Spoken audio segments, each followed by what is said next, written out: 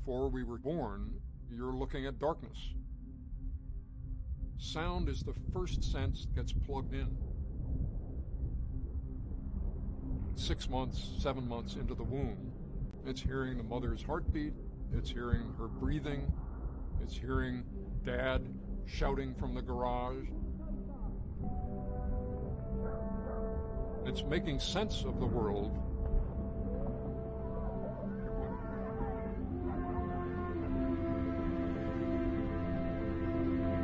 You have emerged into a kind of consciousness using only sound.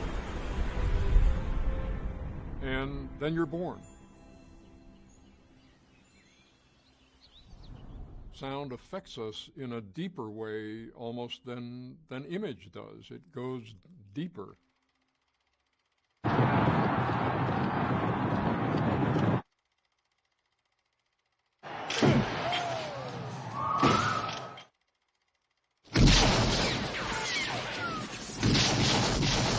And yet we're naturally, seemingly oblivious to that. Film sound is an illusionary art, as if you're just hearing the natural sounds happening in the world on screen. It's subliminal, and it's a purely emotional way of thinking about a movie. It's stealthy sound work. It's flying under the radar. It's understated. But what sound adds to the picture is so exhilarating that I just was hooked and pretty much never looked back. When you're depressed, that's not working, and then the sound design comes in. The feeling of scale that the sound was giving. And I think the sound, in many ways, is more tied to imagination. If you're born to be artistic, then sound's going to be part of the deal. It's part of being human. No, movies sight and sound. You only express it with sight and sound.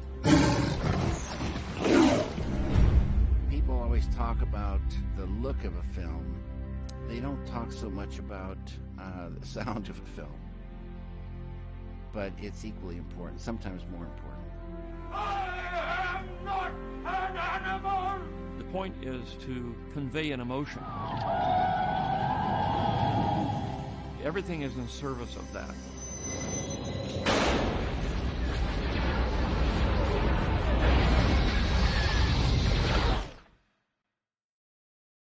And sound is half of the experience.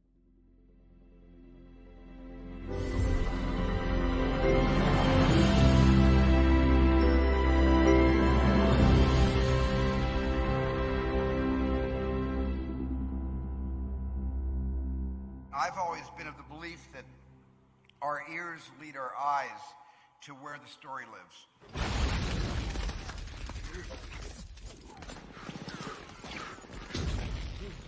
When you're designing sound on a film today, like Saving Private Ryan, you're bringing together a rich, complex orchestration of sounds. And every film I've worked on with Steven Spielberg, he gives a gift of, here's a scene, here's a moment, and I'm counting on sound to help tell the story. Here you go.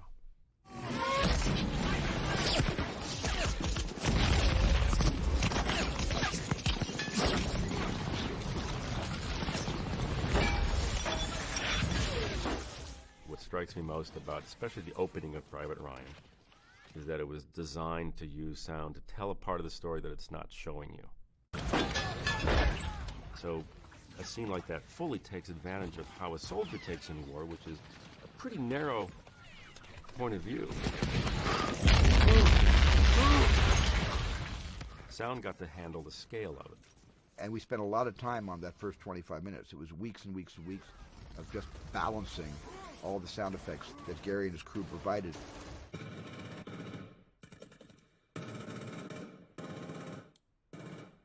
I kind of came up with like a certain pattern or rhythm of cutting these machine guns for the background battle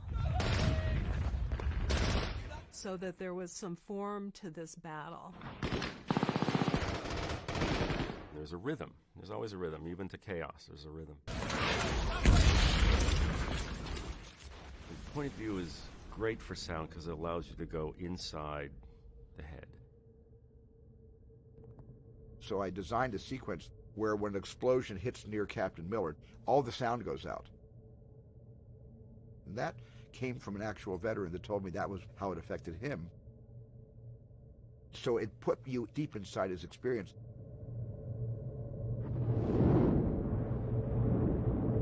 If you look at it, it never has, until the battle is over, a wide shot. It gives you a grand scale, longest day style of D-Day. It doesn't do it. It's all very intimate. And, very importantly, there's no score. John Williams would have done a beautiful score. He would have had a whole different feeling. But without score, it tells you this is real. And the score comes in. The score is often used, I think of it as like a life raft. You have an emotional moment in the movie, and the score comes in. It just gives you something to hold on to.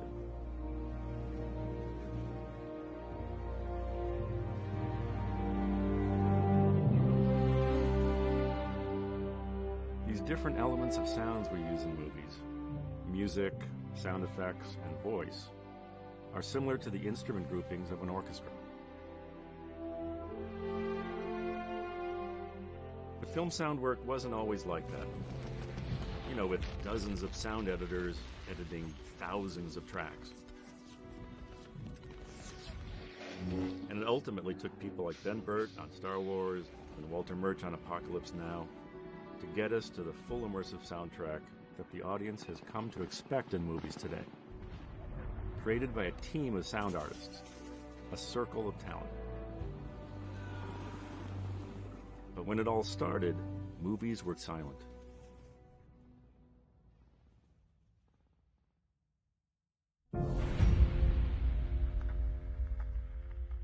Mary had a little lamb, its fleece was white as snow, and everywhere that Mary went, the lamb was sure to go. The invention of the phonograph was a truly monumental step for humanity. We could now capture sound forever. Edison originally developed the motion picture camera because he wanted images to go along with his phonograph. So the audio came first. But picture works at one speed, the sound is at another. And they had no way to put it in sync, which is why the whole project was abandoned. But they were just so eager to put sound to movies because everybody knew this would elevate the experience. Films were projected with a full live orchestra. They could be projected with people talking behind the screen. And there were actually people that traveled around doing sound effects live to silent films. There's films like Wings, when it was played in New York and its big premieres, it had performers on stage doing live sound effects for airplane engines and using percussion instruments for the boom of artillery and explosions. They could do some wind, they could do some galloping horse hooves. There just wasn't technically a way of capturing and recording the sounds and attaching them to the movies yet. Until 1926, Warner Brothers did Don Juan with John Barrymore. And it actually had a synchronized music track, which was mechanically connected to the projector.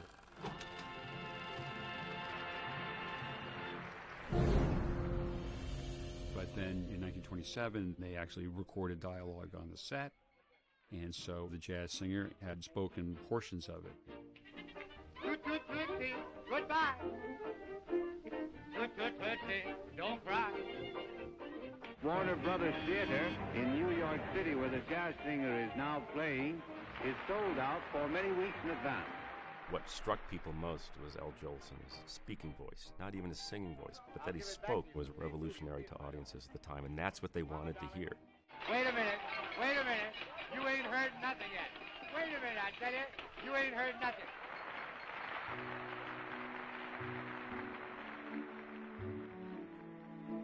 And of course, it was a gigantic sensation.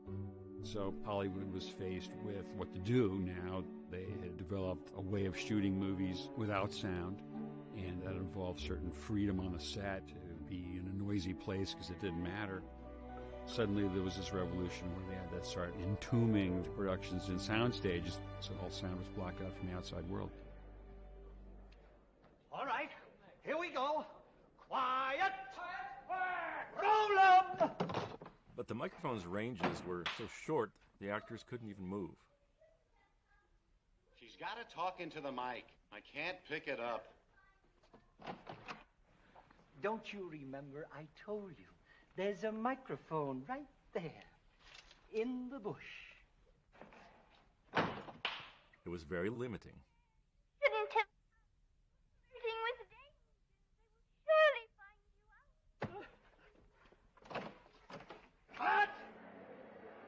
But even despite the limitations, audiences loved sound. And I think it's because even in the sound of a human voice, we carry emotion. Tony?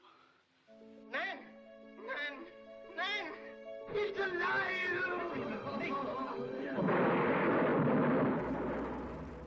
But the addition of the voice was not the only thing that changed in movies at that time. Filmmakers began to realize that sound effects were also an important part of cinema. And they discovered that you don't get all the sound effects you want by just hanging a microphone out over the set. The sounds aren't there. So this is where slowly the idea of the sound editor evolved to add sounds after the fact. There's fire, there's explosions, there's barnyard animals. Cars and motorcycles. Different from buses, different from trains. With a little bit of wind in the background in this rain. As sound editors, we create a sound world independent of what got recorded at the time of shooting.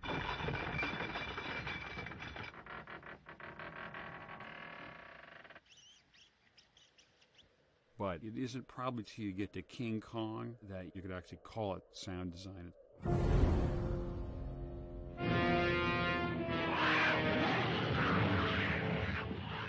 Many of the techniques we use to manipulate sound today were pioneered on that film.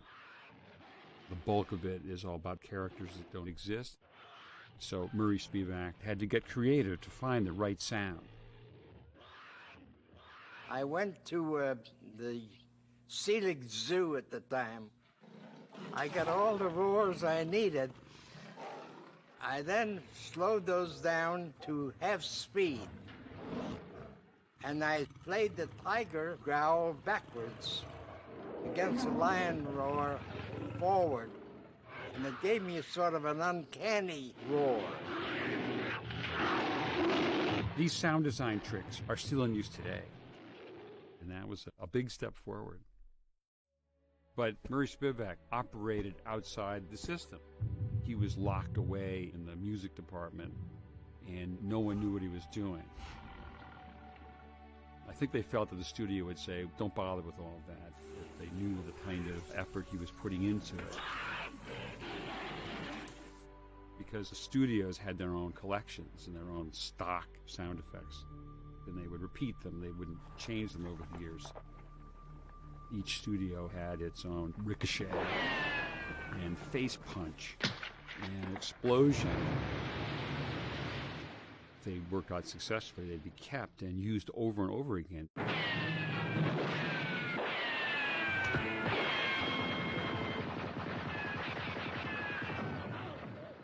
They were just expected to get something in there and be on budget.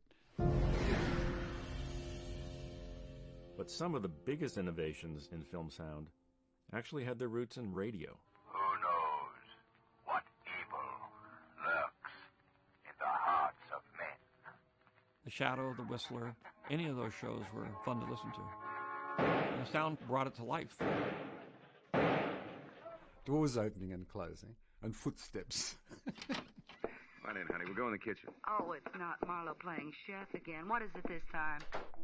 I can remember lying on the floor in front of the radio console. I thought, when I grow up, I'm going to make footsteps like that. Your imagination could dramatize what you were hearing. I just thought it was really great. You know, it's great for your imagination, great for your creative spirit, and so forth. And the innovator here was Orson Welles. He was very adventuresome in sound perspective. Now the smoke's crossing 6th Avenue, 5th Avenue, 100 yards away. And so when he did Citizen Kane, he brought those techniques in sound from radio to film. By being as aggressive spatially with sound as he was with his depth of focus on camera. Charlie, what time is it? 11:30. New York? This idea that every space has its own signature. The sound energizes the environment. Now in complete control of the government of this state. And you can use even very refined elements of reverberation to help you tell your story. But this was a new innovation for sound in film. The norm from the 1930s to the 1960s was to emphasize music over sound effects. Why don't you say it, you coward? You're afraid to marry me. You'd rather live with that silly little fool who can't open her mouth except say yes, no, and raise a passel of mealy-mouthed brats just like her. You mustn't say things like that about Mills. Who are you to tell me I mustn't? But if you run music all the time in the film, it has a cumulatively counterproductive effect. Constantly injecting steroids.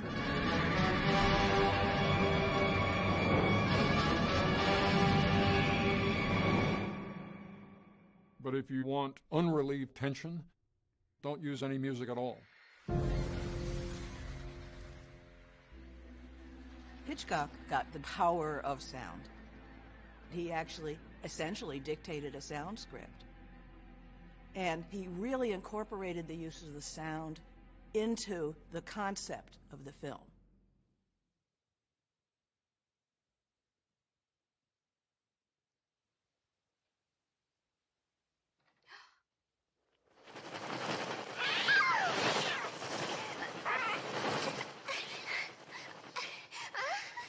Hearing their breaths and feeling the impacts and the hits. It kept you very connected right with the characters. And I think that that was a scene where it worked really well, just having effects on their own. David Lean focused on sound. Stanley Kubrick focused on sound.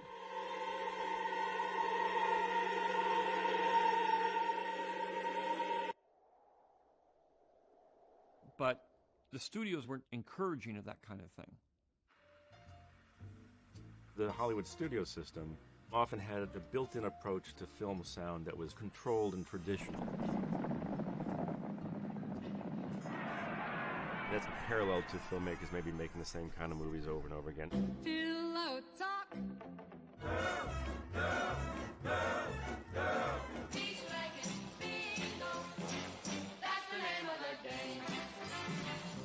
It was looked upon as like a factory.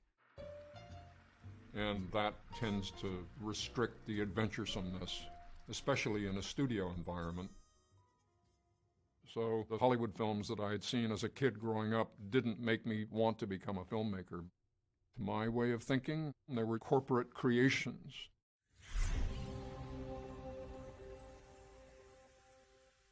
But when I was 10, I learned that there was such a thing as a tape recorder. And I understood intuitively what it did and how it did it. Enemy tripod machines now in sight. I would record from the radio onto the tape recorder and then cut the tape into pieces and then rearrange the pieces and scotch tape them in a different order than they were recorded and flip them upside down and play them backwards and hear what that sounded like. And then I came back from school one day and turned on the radio, and I was disoriented for a moment because I heard something coming out of the radio that sounded like what I had recorded the day before. And it was a record made in France of musique concrète by Pierre Henry and Pierre Schaeffer. That was a revelation to me, that there were people in the world, French people, doing what I was doing, and they were making records of it. And so I suddenly saw what I was doing had a broader application. I loved Ingmar Bergman films at age 15, and I loved Kurosawa because the imprint of the personality of these filmmakers was very strong.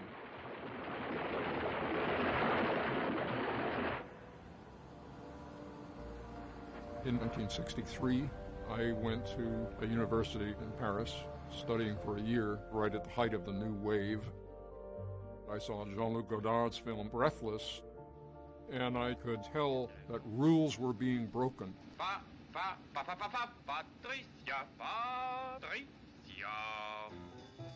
And that got me excited. I got injected with the film bug and went to USC. I met Walter Murch in film school. He was a graduate student, I was an undergrad.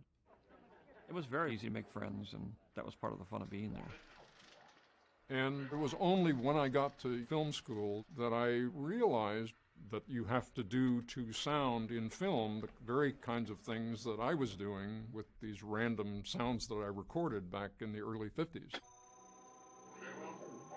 Walter was coming up with different sound ideas and running tracks backwards.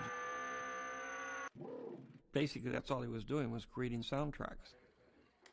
But it was an unusual time to go to film school because television was killing film. President Kennedy has been shot in Dallas, Texas. The 60s were a time when we were focused on what we saw on television and the news. I think it was the most powerful civil rights protest.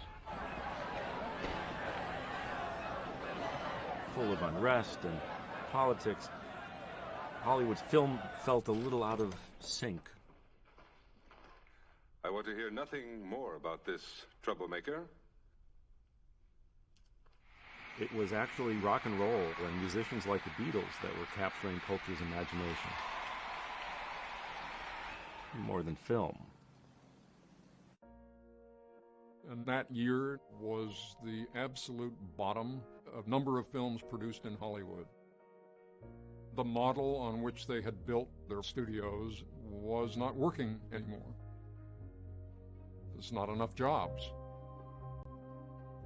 But kind of a life raft that was extended to us young film students was a fellowship by Warner Brothers, which George won. And George met the only other person on the lot who had a beard, who was Francis Coppola, who was directing Finian's Rainbow. We had both been film students, long hair. Everybody else on the crew was over 50. So at the end of Finian's Rainbow, Francis wanted to make a movie on his own called Rain People. And he said, "Do you know anybody who knows anything about sound?" And I said, "Oh, I got the perfect guy, Walter Murch." Rain People is a road movie, much like Easy Rider. Our two guys in Easy Rider were traveling west to east. The Rain People was traveling the other way. So we built this truck and just went across the country making a movie. And it was the Niagara, which was smaller, lighter sound equipment, that actually started the ability to shoot movies on the street. If we can make a film out of a shoe store in Nebraska, why do we have to be in Hollywood? So we moved to San Francisco.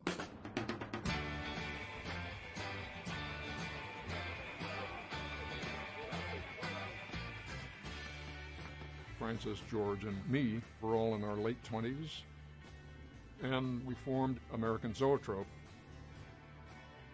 One of the dreams or goals of Zoetrope was to break down the barriers between picture editing and sound mixing.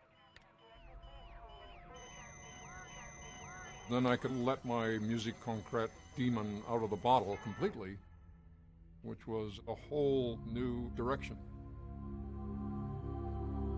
So immediately after finishing the mix on Rain People, George and I got together to write the screenplay for THX 1138, and we got financing from Warner's. And I would cut picture during the day, and then Walter would come in at night and cut the sound. I took it upon myself to record every sound effect for the film myself. THX had a very eerie, strange soundtrack. And based on the dismal performance of the film commercially, Warner Brothers canceled the development advance that they had made to Zoetrope. They claimed that this was a personal loan to Francis, and he owed them all this money back. The equivalent today would be $3 million. Bankrupt our company, made it so I couldn't work in the business for a while. It was the end of the road as far as Zoetrope was concerned. And in that state, Francis was offered to direct this sleazy gangster film that 12 other directors had turned down, which was The Godfather. But he wanted to invest the film with the sensibility of the European film and art that had influenced all of us, and he pulled all of us into it. When I was the kid growing up, one of the composers who was doing the most advanced thinking at the time was John Cage. He was proselytizing that everything is music. Even the sound that the audience makes in the theater is music. And even the sound of the lid of the piano going down is a kind of music. He made us pay attention. So in The Godfather, the moment leading up to Sollozzo's death is accompanied by this screechy, John Cagey sound.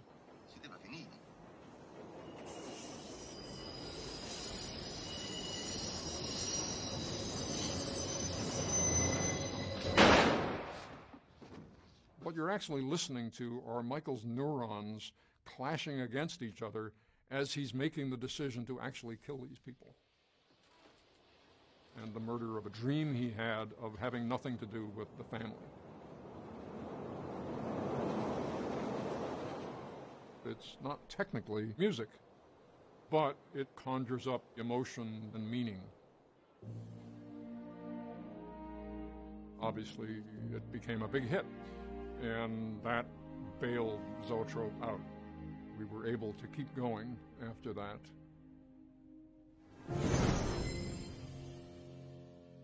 This one time I'll let you ask me about my affairs.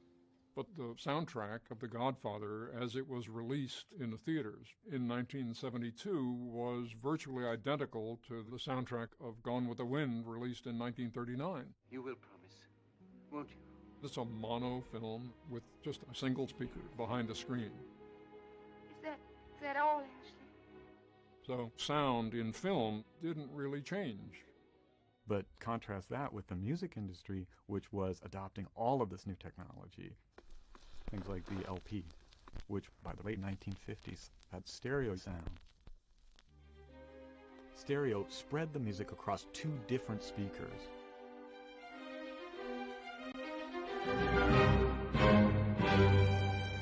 Surrounding you and immersing you in the music. And the Beatles in particular were really testing the boundaries of the medium. I remember when I played Revolver, it was a visceral feeling. You could feel the sound in your body.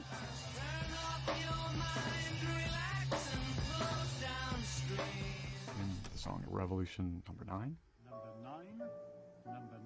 George Martin brought this ability to mix and create sound design that would then be melded with rock and roll.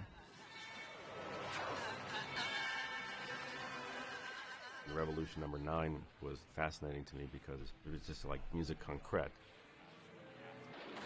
As we come out of the hippie 60s era, rock music, we brought that sensibility to cinema and thought, why can't movies be in stereo? And it was in that overheated environment that Dolby came along from the music industry in the mid-'70s and took the lid off. Providing stereo sound in more and more theaters. But I remember a nameless film executive at one of the distributors in Hollywood who actually hit his desk and said, "God damn it," he said, "it's good stories and comfortable seats. That's what sells movies, not sound." But then, in 1976, with A Star Is Born, Barbra Streisand had the imagination to say, "I want to do this vast stereo sound with my film," and just to tell the studio, "We're going to do it."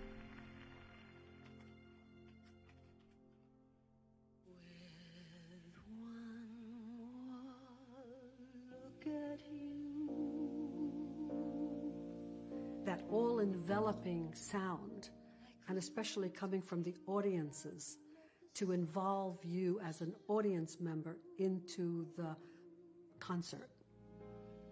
Leave a troubled past and I might start.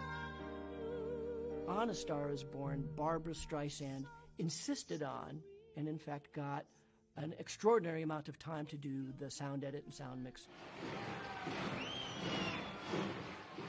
In fact, it was something on the order of magnitude of 4 months, at a time when it was more traditional to have 7 weeks.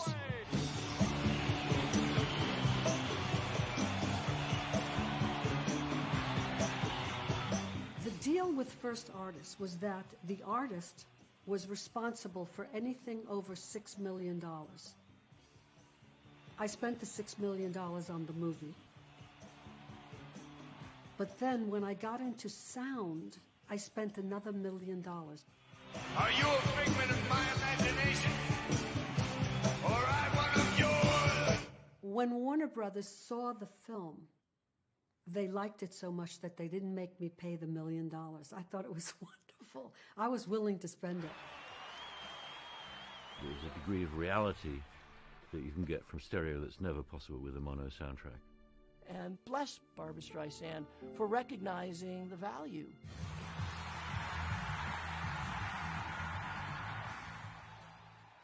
But it wasn't just the way films were played in theaters that was changing during this time. It was the way they were recorded, too. I was a teenager in the 70s, and I saw the film Nashville. And I think that was probably the film that turned my ears on to what was possible in a movie with sound. When they come into the airport, I mean, that's an incredibly beautiful piece of sound.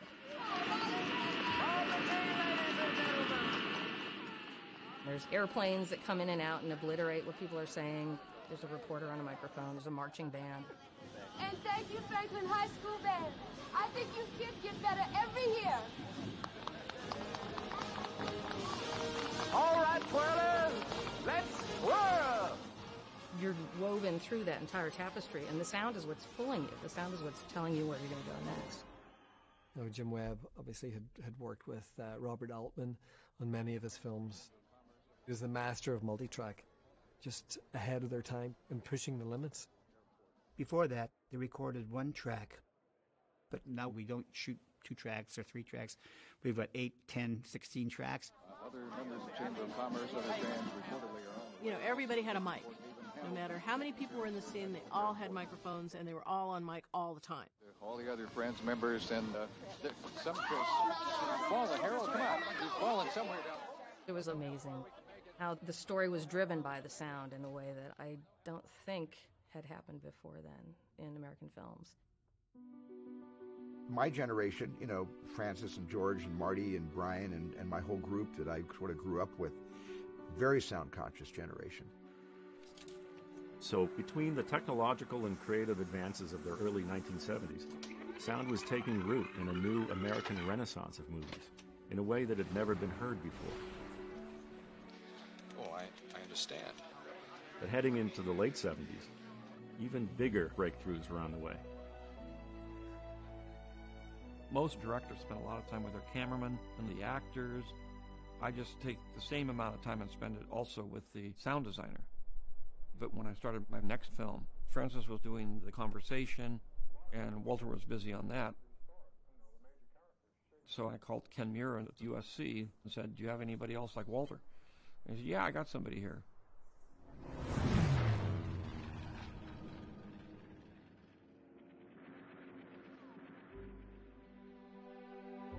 My mother tells me that as a toddler, I loved to act out to music, that if she put a record on, that I would not only dance around the room, but I would assume characters. I'd be a cowboy, or I'd be some kind of pirate or something. But when I was about 6 years old, I had a serious illness, and I was in bed for a few weeks and very weak. But my father had access to a tape recorder, and he brought that home. I began recording television shows by putting a microphone up to the TV and recording the Saturday morning cartoons. There were 2 television stations, and one of them had the Warner Brothers package of syndicated film. I loved recording Errol Flynn movies in particular.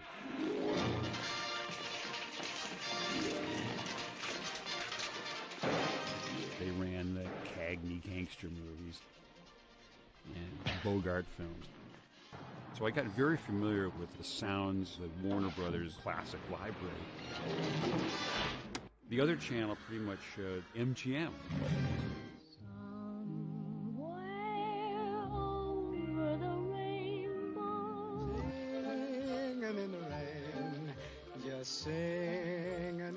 As the other children were developing a love for certain music, I was listening to explosions.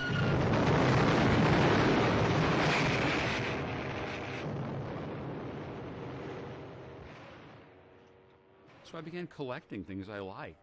I'd seek after a movie just to record the battle scenes and just listen to them. I think the thousands of hours I spent doing that as a kid, unknown to me, that was building up an inventory of how sound in movies was part of the experience. I started making my own little movies. And of course, in those days, you couldn't record live sound while you're shooting Super 8 films, but I could generate a soundtrack after the fact by taking sound effects I'd extracted from movies and television shows and putting them in my movies.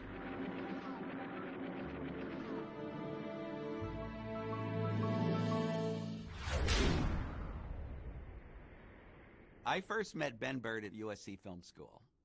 We kind of were kindred spirits. Whereas a lot of the students were into all the Antonioni and the arty films, we kind of liked the traditional Hollywood fun films and serials.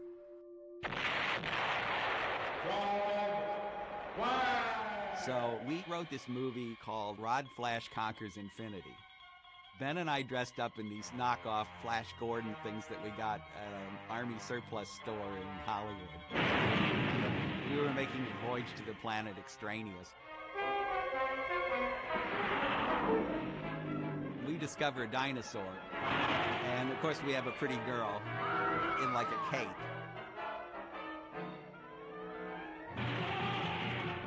And Ben did the sound on that one.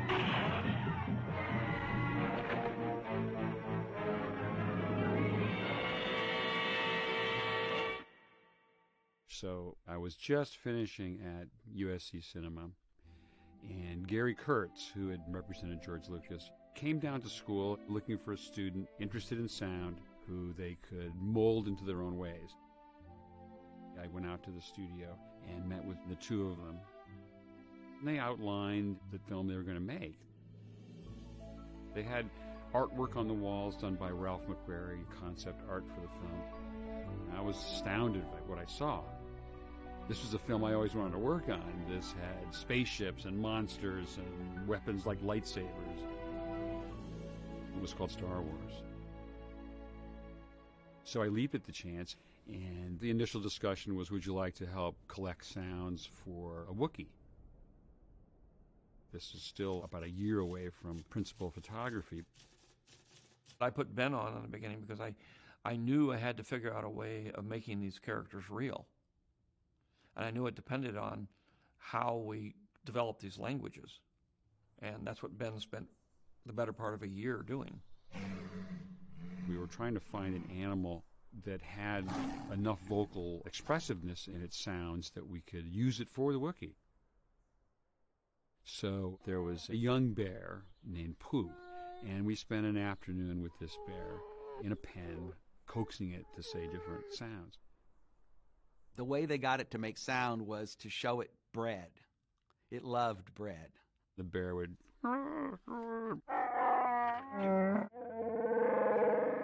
And then you give him the bread, and then he'd be like... George wanted to know before they filmed the movie, how would the Wookiee sound? Well, you said it, Chewie. This is not the way that most filmmakers worked at that time. I knew the sound was part of the foundation of what the movie was going to be. So everything had to have been figured out way ahead of time. So I proceeded on to work my way through the screenplay of Star Wars. I read through it and made some notes, broke it down, and I realized there were hundreds of things in the script, from Darth Vader's breathing, and you had the Death Star, you had TIE fighters, and a whole library of things in there. I said, well, do you want sounds for the rest of these things as well? The answer was, yeah, sure, just spend some time. And so I operated out of my apartment for many months, coming up with expeditions to go out and gather sound. While George was off in England, busy shooting the movie, I was still based in L.A. He wanted me to go out and record real motors and real airplanes and real rusty doors, this hum of a projector, a buzzing sound behind the television set. I tried to go to factories and a scuba shop. I just started recording everything I could get my hands on, and to populate the universe of Star Wars with the sounds of things that we would hear as real. We didn't want to follow the conventions of science fiction that were current at the time, which was things like Forbidden Planet or War of the Worlds, using electronic music technology. We didn't use synthesizers or anything like that. We used real sound effects. So a year or so went by of me collecting, and when they returned from filming, I kind of got a note saying, well, take the tapes and deliver them to Northern California. They were doing the picture editing in George's house. So I started to cut my sound effects into the editor's cuts of the movie. But R2-D2 took a long time. There were many versions of that over months that were failures. You have to actually make him talk and make you understand what he's saying. And R2 had no mouth at all. Listen, what are you talking about? We were very worried that it would be incomprehensible. What eventually happened was, as George and I were talking to each other, we would say, well, R2 comes up to this point in the movie and he kind of goes, and suddenly we realized we were talking with expressive sounds. They had the intonation of meaning. We were verbalizing a sound that worked for us. And that led down the road of doing just that. I could do a vocalization and play something on the keyboard, and you could sort of work two things together. What mission? What are you talking about? I've just about had enough of you. Go that way. You'll be malfunctioning within a day, you nearsighted scrap pile. We were not sure that audiences would comprehend this at all, though. I didn't know. I was nervous, as anybody would be. And I thought maybe this was probably the end. I'd go back and become a science teacher somewhere in the East. You got to remember, my first film was a failure. I thought the ultimate honor would be if we could be invited to a Star Trek convention. I could sell T-shirts. Maybe we'd have a card table there with, hand out posters or something. That, to me, would have been the peak of my career. When the film was finished, Fox didn't really know what they had. And I sat in a meeting with a Fox executive, with Gary Kurtz, and the Fox executive said, We like your movie, Gary, but we think it's a sleeper. We think it's going to open very slowly. I sat in the Coronet Theater in San Francisco for the opening show there, 70mm print. I was sitting actually in the middle of the audience, and this guy sitting next to me as the plane comes overhead.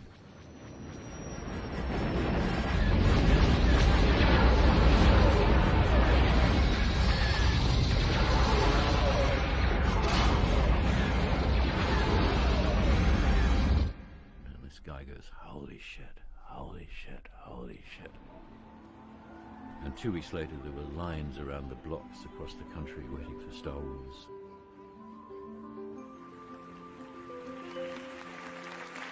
The award goes to Mr. Benjamin Burt Jr.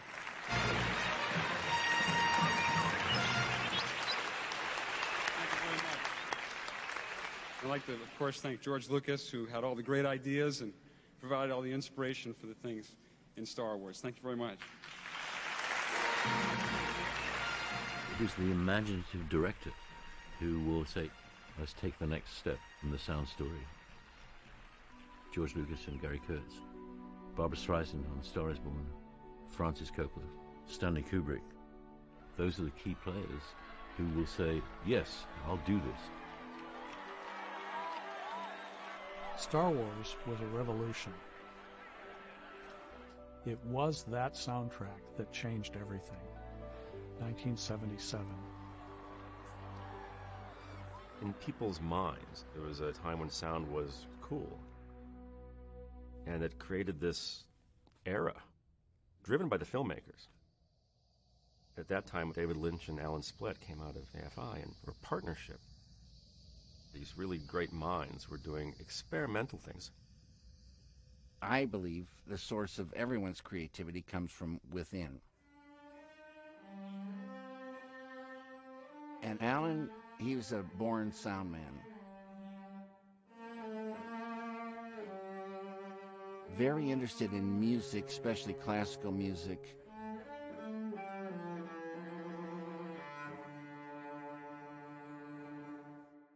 And he was a joyous experimenter. The trick for the human being is experiencing this deepest level of life. The unbounded, infinite ocean of consciousness at the base of all matter and mind, where sounds play a huge role in the abstract cinema. You want to bring people into a world and give them an experience, and you could get lost in there for years.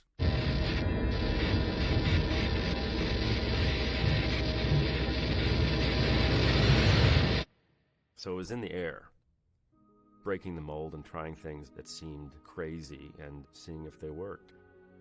In the 70s, it was a really good time of filmmaking. And there was no more experimental or chaotic film in all of history that so changed the way film sound was done and presented as Apocalypse Now.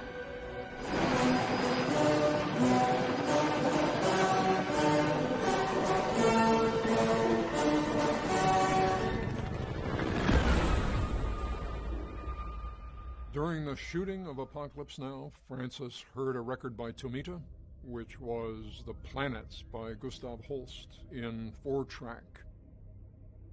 The idea was that you put speakers at each corner of your room and you sat in the center and you were surrounded by the music. Francis heard it and thought, this is how I want the film to sound. But all of us working on the sound, Richard Beggs, Mark Berger, and myself, we'd only worked in mono. None of us had even worked on a stereo film, let alone this whole new 6-track surround format. We were exploring the unknown, going into this whole new continent where we moved objects all the way around the theater, which had never been done before.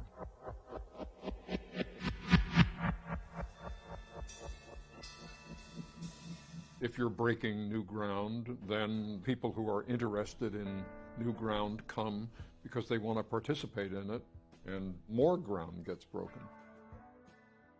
I spent about half my time on Apocalypse in the mix, sitting there watching Walter Murch and Mark Berger and Richard Beggs and Francis figure out what this movie was going to sound like.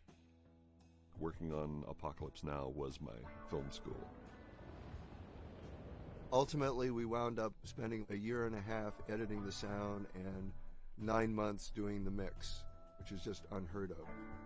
Just about everything that could possibly go right or go wrong did.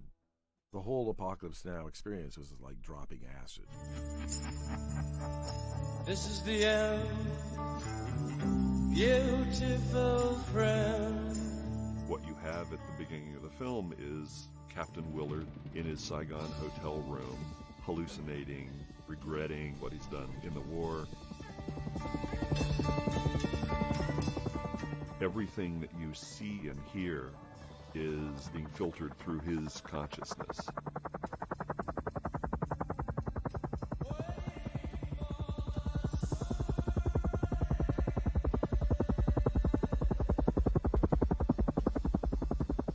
And that decision is what allowed Walter to do what he did with the sound.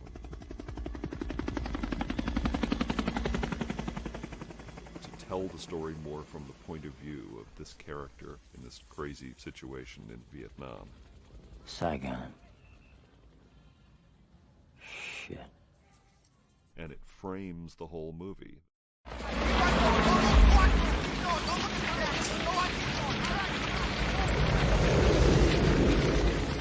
The most interesting sound is designed into the script and is designed into the scenes. And so I wrote out a script for the sound treatment of the film to guide the mix.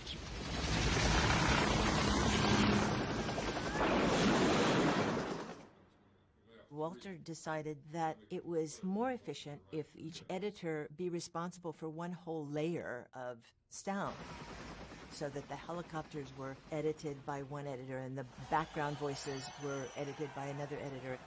Les Hodgson was in charge of atmospheres. Les Wiggins was in charge of munitions. Pat Jackson was in charge of the boat. So that there was a consistency. To treat each sound editor as the head of an instrument grouping in an orchestra. You are the lead violin. You are head of the woodwinds. You are head of percussion. You are head of the brasses.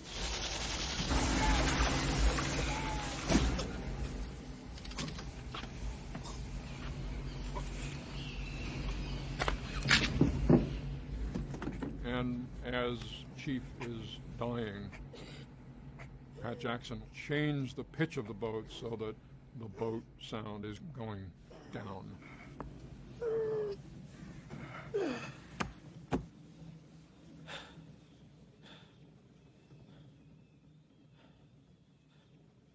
I think the biggest lesson I learned from Apocalypse Now, sitting there, was figuring out from moment to moment what sounds to use and what sounds not to use.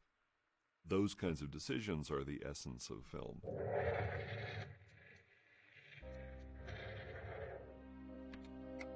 And the exhibitors, they're going to play the picture on our terms, with our sound, the way we want them to show it. The film did run in this 6-track surround format, and as things have evolved over the next 30, 40 years, that format is now the ground standard of how you mix a film. The soundtrack is at least as important as the film, and the director of the soundtrack of the entire movie is Walter Murch. In a way, Walter Murch is the father of us all in this modern era of film sound. Apocalypse Now marked the culmination of over 50 years of film sound development, and its repercussions can still be felt today. But the next big challenge for sound was how to work in the crazy new digital world.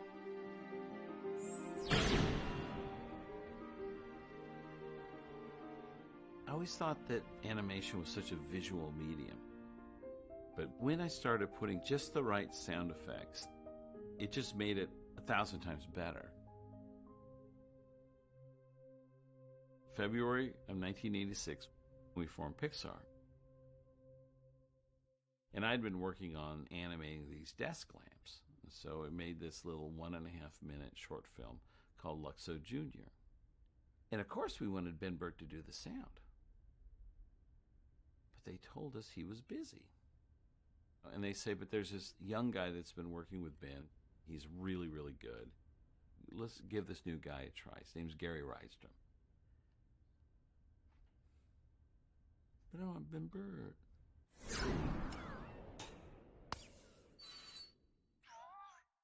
I think all of my early opportunities were shows that people wanted Ben Burtt. That's how it works in the world, right? We'd like Ben Burtt, please. He's not available. Who else you got? Now, Luxo Jr. was definitely a huge step forward for animation. And they had a very real look to them. And Gary kept looking at it going, I want to ground this in reality. I had this digital workstation called the Synclavier, where I could take real sounds, load them into the computer, and manipulate them on the keyboard. Like scraping metal. The screwing in of light bulbs. Harsh, boring sounds. And the springs. You record sounds you don't know what they're going to be for, but they're interesting. And later on, you find little tidbits that have a little vocal quality. As sad or happy. And next thing you know, he brought me down and he showed me a first pass of Luxo Jr. And the characters came alive.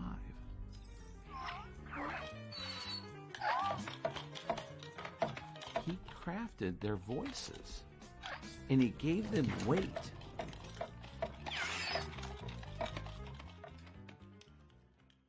Gary got it. He took the medium of computer animation to new heights. And pretty much everything Pixar did, Gary did the sound for. I thought, this is cool. I'm part of something really big here. George Lucas and Ben Burtt, Francis Coppola and Walter Murch, David Lynch and Alan Split. Great directors connected at the hip to a sound person. One of mine was with John Lasseter, and another was with Steven Spielberg. Action! Welcome to Jurassic Park. We're gonna make a fortune with this place. I think Gary Rydstrom's greatest contribution to Jurassic Park was presuming what dinosaurs sounded like, to make them extraordinary, but also natural.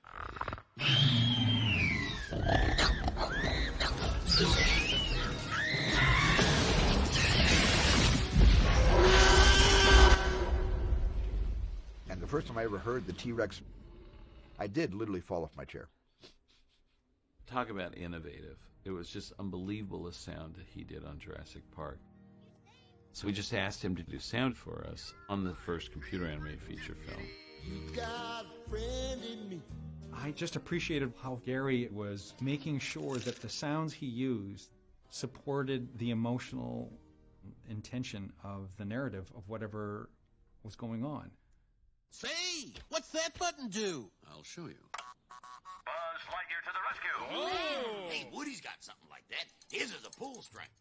We wanted to have one thing that both Woody and Buzz had that you could tell Woody's was older and cheesier and Buzz's was new and high-tech, and that was a sound system. I had an old Casper doll. There's a record in there that he is, come on, kid. See, that's like, I love you. He's sounding awesome these days. Oh, come on, Casper. Reach for the sky. Gary loved that idea. We were innovating with computers so much and creating new tools for animation. And therefore, he was at the same time kind of really using computers for the first time in really clever ways to do sound design. You know, it's mind-blowing to think that just, I don't know, even many people around the industry were still cutting sound at that time on NAG. Up until the early 1990s, we were cutting one track of sound at a time on mag film. But by the mid-1990s, sound editing migrated to computer systems like Pro Tools. Now we could see the waveforms we were editing, but more importantly, sound editors could finally hear how all their tracks played together.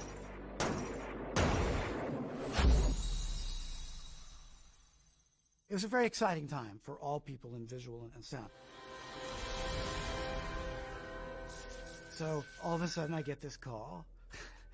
The Wachowskis said, remember that really great script called The Matrix that we used to talk about on the mixing stage? It's greenlit.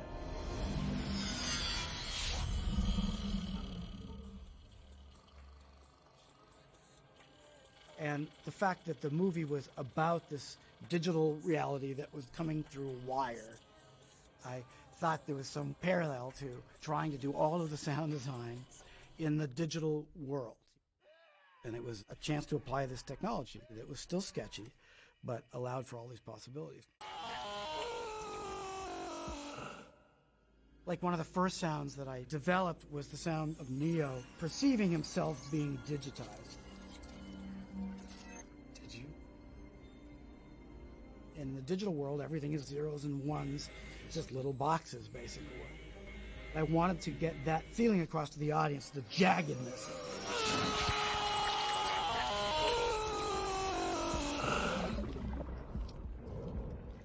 Computers did allow to do some very fun, creative work on the Matrix. There would not have been time otherwise. And I've always had a love-hate thing with technology. Computers suck. You know, part of me just wants to live in the woods, you know, and carve sticks. I have seen the future. This is it. It definitely does not work. But another part of me just loves all these fancy tools. These days, there's so many tools to manipulate a sound that now pretty much in sound, if you can think it, you can do it.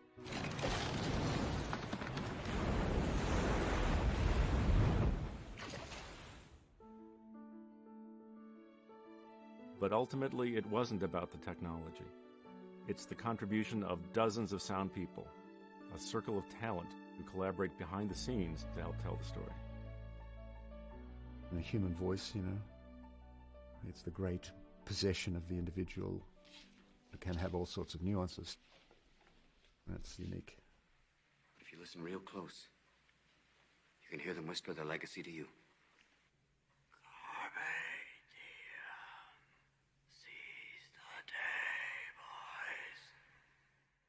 When you're recording production sound, what you're really trying to capture is the performance. You have my permission to die. People's voice is a really complex instrument. With a boom microphone, you're about maybe 10 inches away from a person's mouth. It's an enormous sense of intimacy that you get. I remember on Funny Girl, we filmed it to a pre-recorded track.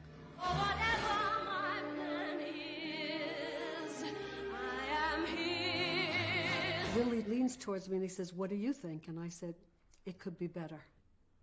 Because I believe in working in the moment. I have to do it live. And he said, okay. So they put a boom like this because it had to be close up. When I know I'll come back on my knees someday. For whatever my man is, I am his forevermore.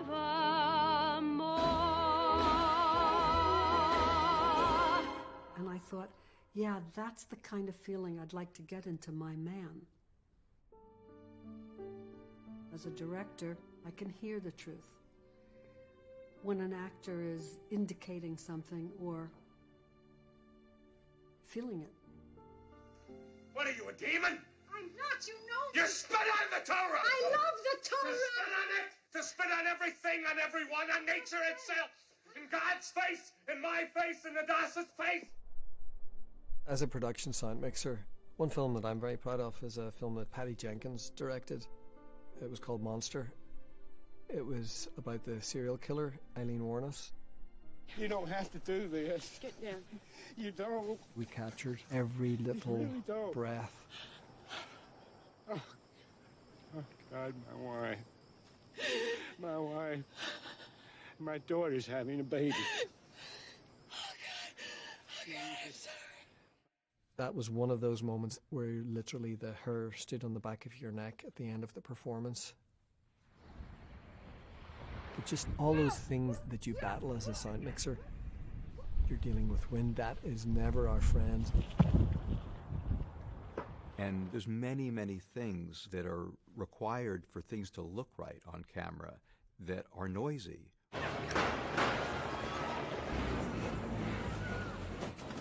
Ships that sail into the triangle, not necessarily sail You're out. the ones guilty of putting me in this dreadful pickle. And if you're hearing those, that takes you out of the story. That's why we edit the dialogue.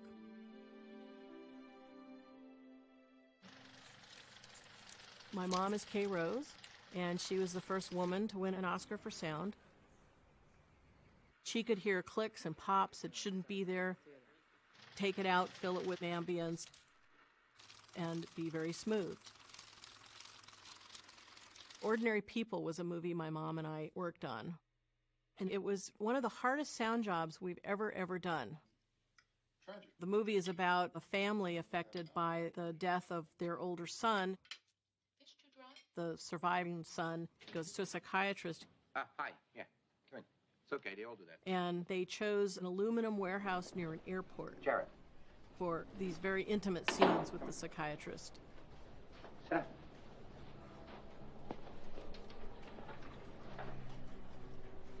Which was awful. I had a fairly strong idea about sound, but I had not directed a film before. So I needed help, and she did just a great job. It took weeks to try to get out the little clicks and pops in planes. Boating accident? For 10 minutes of production dialogue. Weeks. You want to tell me about it? The silence was meant to illustrate pain. The disconnect between people. You can go upstairs to that room of yours and clean out the closet. Because it really is a mess.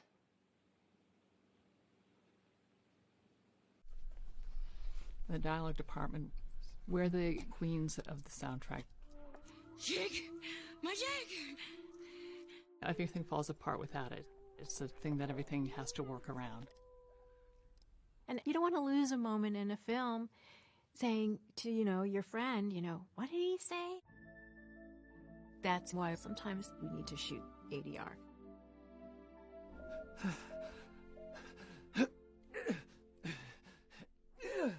ADR stands for Lillian! Automated Dialogue Replacement. It's dialogue that's re-recorded in a sound studio. You pick out some lines that might be really low to hear. The actors have to come in, re-record, and then we as editors have to cut it to try to match those people's mouths. So Beth Bergeron hired me on A League of Their Own. One of the scenes that I cut was when Tom Hanks is yelling, There's no crying in baseball!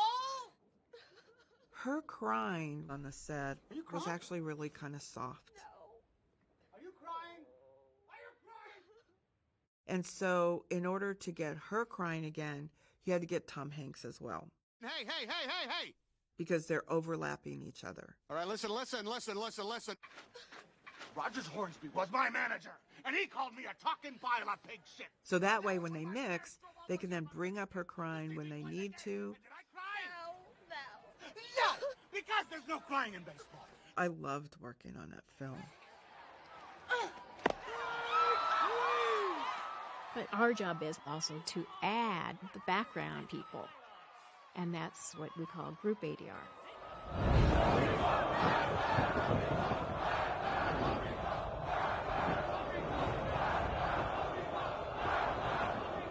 Most people might not realize that that whole opening of Argo, the assumption is, oh, that's all recorded on set. But the truth is, all of that's reconstructed. We had over 100 Farsi-speaking Persian extras.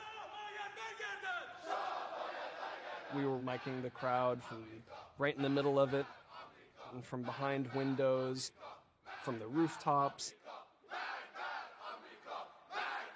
After a few hours of this, everyone was like hugging and a few people were crying. And we found out that some of our voice talent had actually lived through the revolution.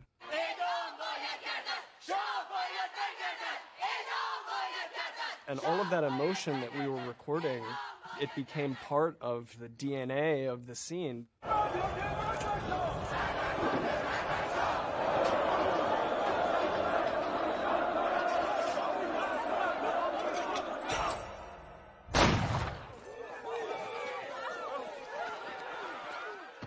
When people ask me about working on Selma, I tell them it's the first film that I've worked on that really meant something. When they're on the bridge, they're running for their lives so they don't get killed. You want the audience to feel the pain.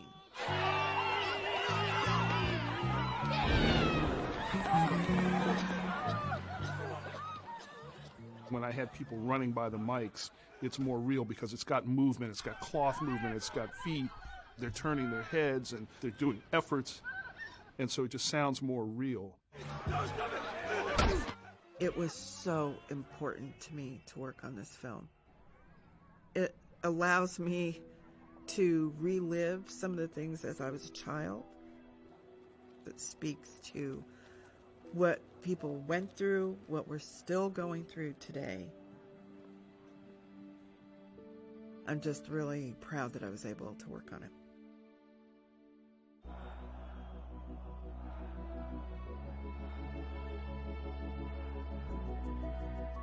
But surrounding the voices in the movie is a whole world of sound effects, created and cut by the sound editors, and it consists of 3 distinct parts.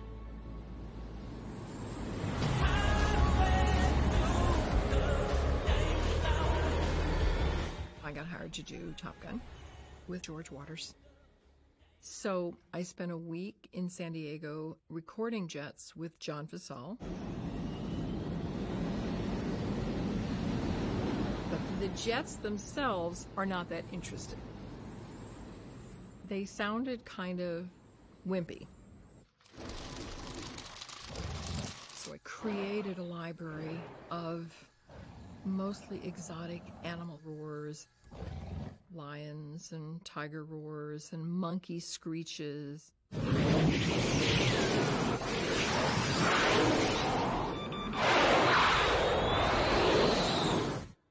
And that wound up being the thing.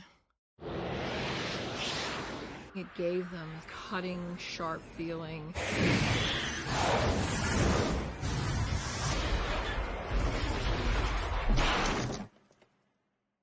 And it's the single most labor-intensive editing process I've ever experienced. It took forever, which the studio was very frightened by and didn't understand.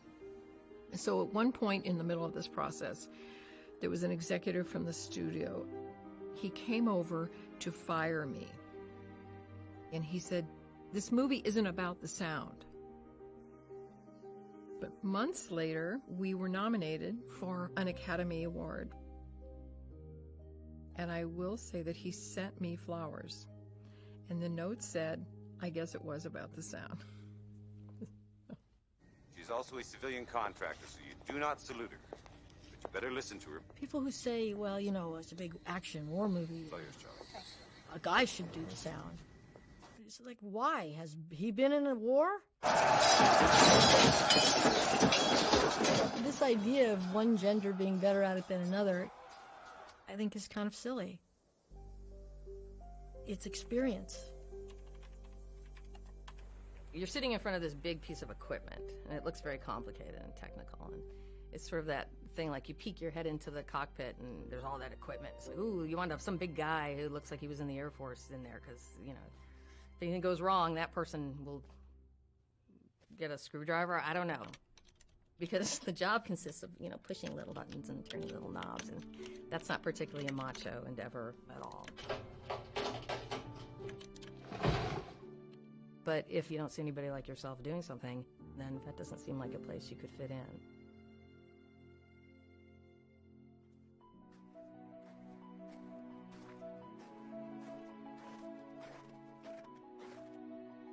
Foley is a subset of sound effects.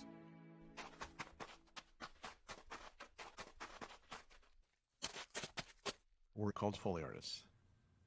And truly what we do is custom sound effects. We're really like performers, getting into their mindset.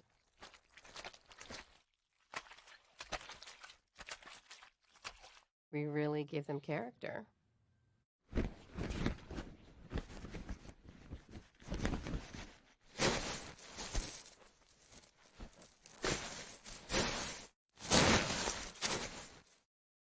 It's that detail that you don't really think about that makes it come alive.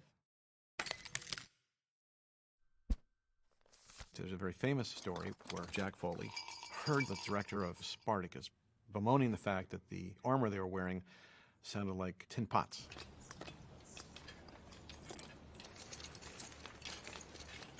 They were saying, we have to go back over and reshoot the picture at huge cost. Jack said, wait a second. He runs out to his car, he grabs some props, some big set of keys, et cetera, comes in and works his magic.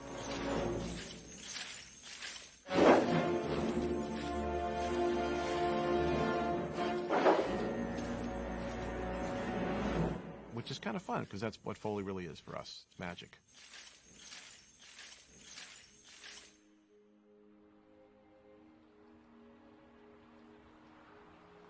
And the last subset of sound effects are ambiances.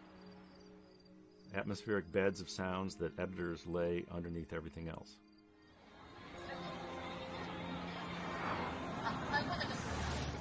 I think in any film like Lost in Translation, building the world and the atmosphere, the sound is such a big part of it that you don't realize until you're working on it.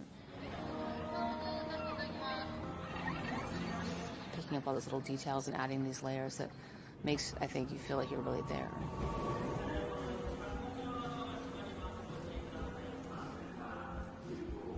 There's this whole other world that it brings. That's really half the movie. It's a bed of sound in the scene that sets you in that environment. It could be traffic, a bed of crickets,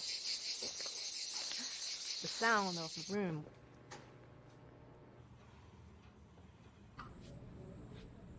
Or birds. It has to be evocative. When I was 11 years old, I had a mild case of polio. So as a reward for getting better, my mom drove me to Yosemite National Park. Once I went through that tunnel and it opened up and I saw Half Dome and El Capitan, I said, well, this is it for me. I don't want to look at this, I want to be in it.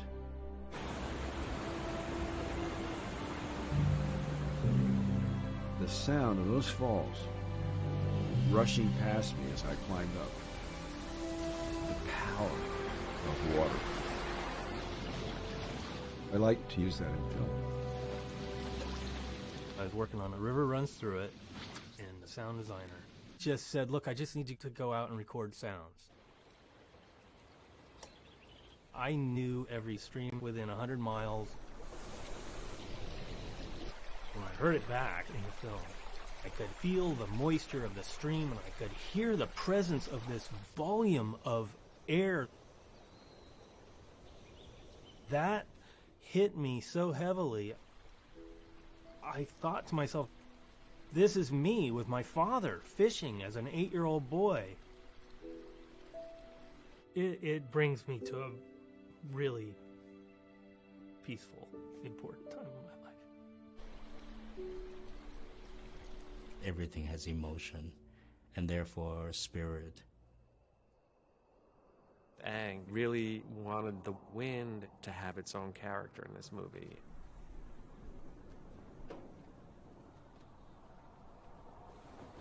Wind sound was very expressive for the characters.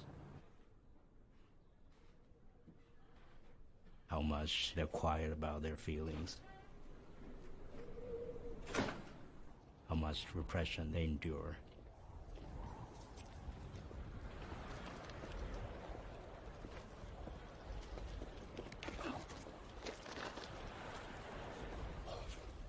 That's the art of sound. That ability to interpret expressively things that are happening. And the final element of the soundtrack is music. It has a direct connection to emotion.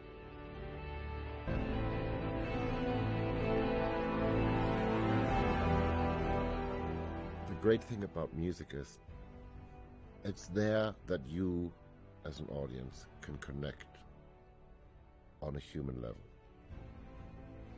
It has a way of inviting you in.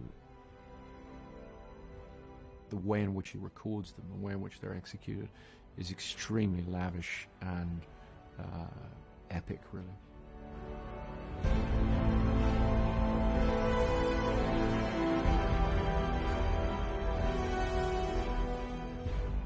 I love that Hans doesn't give up, and he just keeps trying to make it better and better and better and better. He's obsessed. Look who's here. I think the heart has to come first, and then the intellect will follow.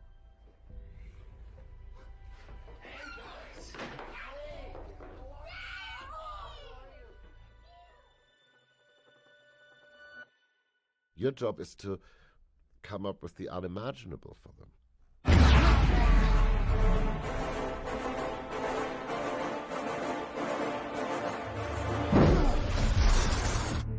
You think about people's favorite movie moments, and it's usually a score element.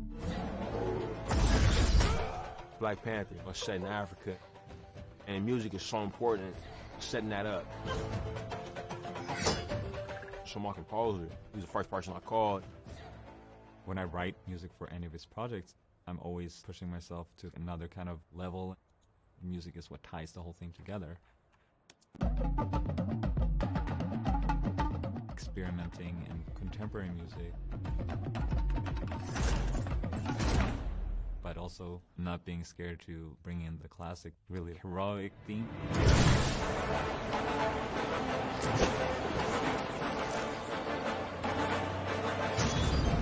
And how do we tie that together in one consistent piece of music? We're going to write something new. We're going to create something completely different. And then we watched it, it was like, man, this is perfect.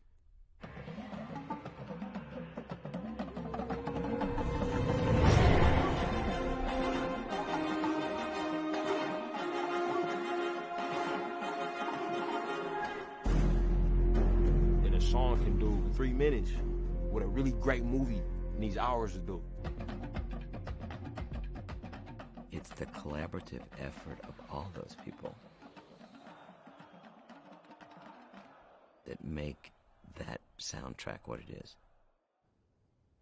And the very last step was to provide that to the sound mixing stage.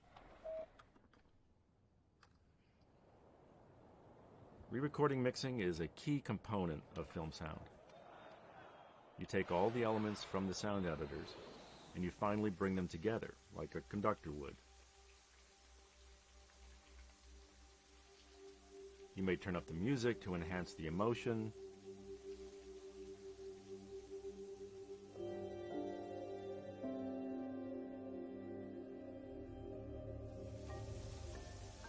You may turn up the sound effects to add a visceral punch.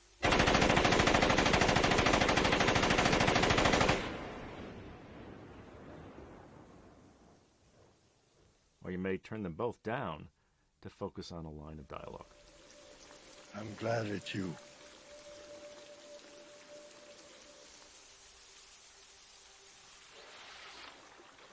Mixing also involves thinking about where sounds are placed on the screen and how they move.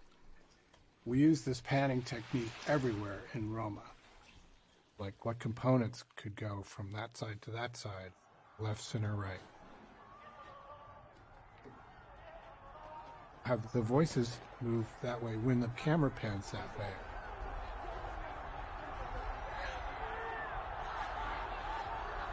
Alfonso was constantly trying to get us to keep things moving.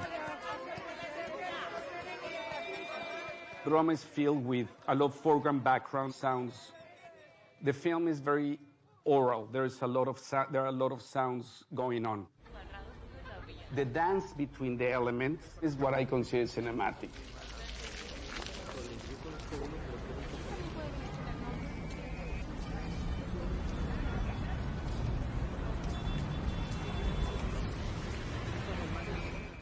This is what the core of mixing is taking all these components, creating a place for them all. So it's just really building the track slowly, having everything play harmoniously.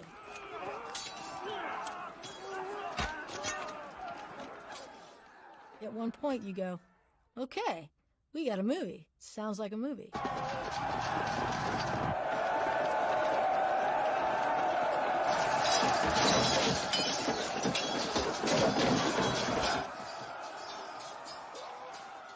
And when you feel those goosebumps, then you've done it right.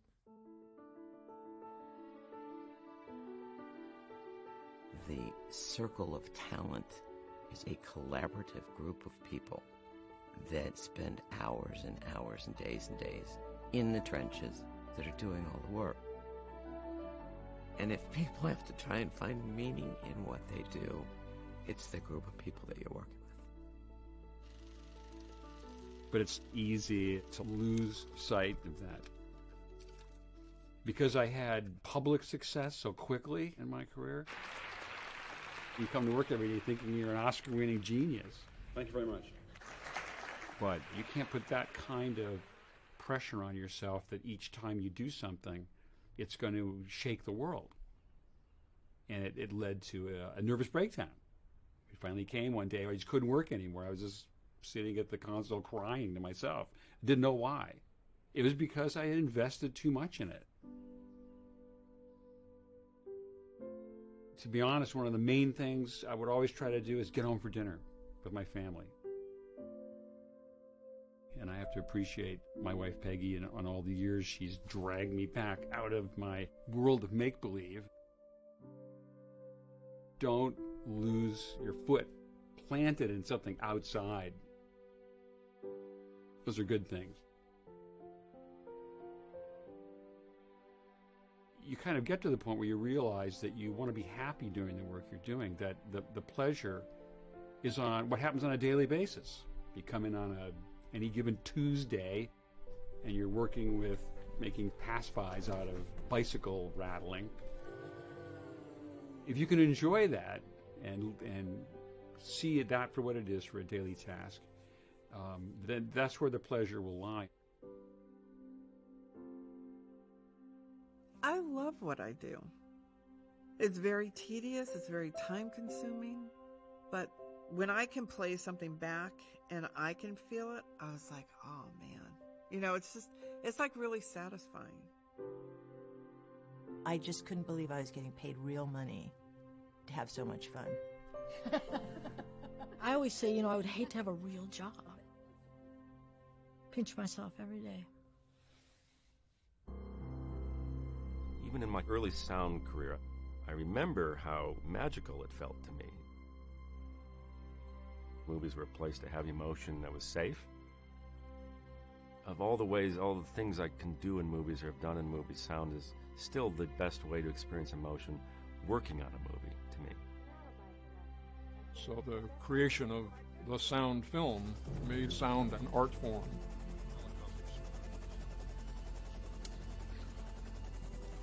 It's been very valuable in the evolution of humans' relationship to the cosmos. The work you all do make massive contributions to the telling of the story. And I love all your cleverness and ingenuity. And I love the sense of fun. And it makes these moments eternal. You know how to whistle, don't you, Steve? Me. Come on, man!